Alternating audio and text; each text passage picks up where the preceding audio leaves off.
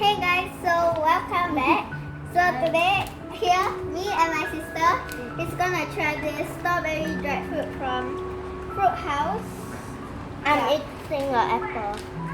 Yeah, so I'm really scared, nervous, and happy at the same time. I mean excited. Okay, let's open. Now it's at night. Okay, I open it. It really looks like strawberry. Yeah. 在房间里， Okay, so I'm gonna eat that first.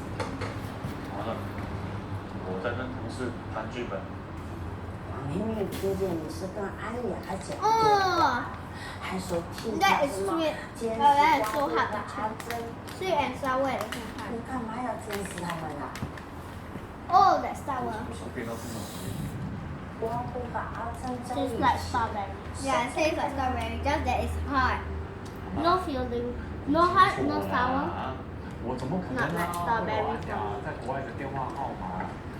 Okay, so 阿珍啊，光 out of 10, what number do you give?